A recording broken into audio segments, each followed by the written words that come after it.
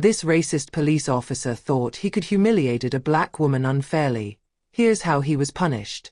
Traffic was light at the start of the afternoon in an upscale area of the city. The avenues lined with majestic trees, the elegant facades of the mansions, and the discreet ballet of luxury cars gave the place an almost unreal tranquility. Clarice Beaufort, an elegant black woman in her 40s, serenely drove her black sedan, savoring the soothing silence of the cabin. His hands, with manicured nails, touched the steering wheel with confidence. She loved these furtive moments of calm before diving back into her busy schedule. As chief judge of the appeals court, she had spent the morning reviewing complex cases and preparing for upcoming hearings. His afternoon was just as structured. A meeting with other magistrates awaited him in a downtown court. She already anticipated the discussions on the ongoing judicial reform, the need to strengthen certain procedures, and the eternal fight against administrative delays. As she was about to turn at a traffic light, a shrill siren broke the harmony of the moment. In her rearview mirror, she saw a police vehicle following her, flashing lights on. With instinctive calm, she activated her indicator and pulled over to the side of the road. She had committed no offense and saw no reason to worry. However, a slight tension crept into his chest. She knew this type of situation too well. She took a deep breath as a police officer got out of the vehicle. His step was assured, almost condescending. When he came up to her and knocked sharply on the window, she immediately had a bad feeling. His gaze met that of Agent Lefebvre, a white man with an angular face and icy blue eyes. His expression wavered between arrogance and thinly veiled suspicion. Clarice rolled down the window and gave him a calm look. "Your papers, madam." His tone was dry, impersonal, devoid of any courtesy. Without a word, she opened her wallet and handed him her driver's license as well as the vehicle papers. Lefebvre took them without even a nod in return and examined them quickly. But instead of returning them, he paused, raised an eyebrow, and stared into hers. "Is this vehicle yours?" he asked in a sharp tone. Clarice felt a hint of exasperation rising within her. "Yes, he's mine. You have seen the documents. Everything is in order. Is there a problem?" Lefebvre did not respond immediately.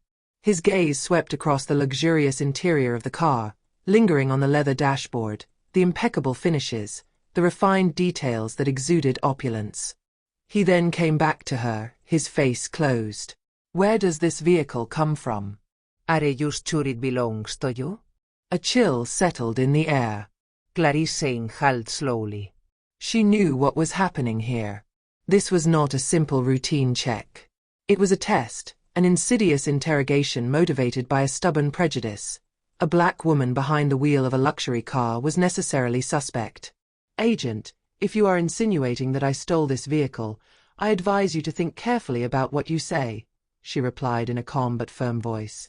Lefebvre stiffened, as if stung by his controlled tone. He stood up and, in a more authoritative voice, ordered, "Get out of the vehicle." Clarice didn't move. His gaze strengthens. "On what legal basis are you demanding this? Have I committed an offense?" Lefebvre grimaced, visibly irritated by his resistance. He had no valid reason, and he knew it. But the idea of being questioned by a woman, especially a black woman, seemed to fuel his misplaced pride. "Do you refuse to comply? Get out immediately." Seeing that she remained motionless, he lost his patience. In a sudden movement, he violently opened the door, grabbed her arm and pulled her out of the vehicle unceremoniously.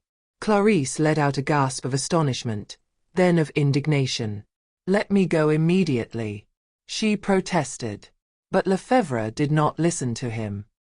He slammed her harshly against the hood of his own car, pressing down on her shoulder with excessive force. The scene attracted the attention of passers-by, who began to slow down their walk, some already taking out their phones to film. "You are under arrest for obstructing a police check," he declared in a cold voice. The reactions were quick. "She didn't do anything. Why are you stopping it?" shouted an indignant woman. "You are abusing your power, officer," added a man, filming the scene up close. Lefebvre remained deaf to the protests. He took out a pair of handcuffs and closed them around Clarice's wrists. Clarice remained calm, but a cold anger boiled inside her. She knew exactly what she was going to do. The humiliation she had just suffered would not be swept under the rug like so many other injustices. She was not a helpless stranger facing a biased system. She was the chief judge of the Court of Appeal, and this matter would not end there. Taken to the police station, she was placed in police custody without a valid explanation. The icy silence of the grey walls, the uncomfortable benches, the harsh glow of the neon lights, everything in this room exuded indifference and injustice. Her phone was confiscated, but she knew it would only take one call for everything to change. She knew the workings of the justice system better than anyone. She knew who to contact. And that was exactly what happened. Across town, Antoine Delacroix, Attorney General, received an urgent call. One of his assistants, visibly disturbed, announced to him that Clarice Beaufort, Chief Judge of the Court of Appeal, had been arrested without valid reason by a zealous agent. Delacroix blood only boiled. He had known Clarice for years. He knew his integrity, his professionalism, his unwavering commitment to justice. He also knew that if she had been arrested, it was neither a mistake nor a coincidence. It was a blatant abuse of power. Without wasting a second, he picked up his phone and called the police commissioner directly. His tone was cold, merciless. "Release Madame Beaufort immediately." The commissioner, embarrassed, clumsily tried to gain time, citing a standard procedure, a misunderstanding. But Delacroix had neither the time nor the patience for these pretenses. "I'm not going to repeat myself," he said sharply. "If in 5 minutes she is not free, I will close your police station for violation of civil rights. And believe me, I will have no trouble mobilizing the press and the legal authorities so that this affair makes noise." The silence that followed was eloquent. The commissioner knew he had no choice. 10 minutes later, Clarice was released. She collected her things with deliberate slowness, fixing a piercing gaze on the officers present, forcing them to hold her eyes. They avoided his gaze, uneasy, aware that this day would mark a turning point. When she walked through the doors of the police station, a clamor went up. A crowd had gathered in front of the building. Journalists, activists, outraged citizens, everyone was there.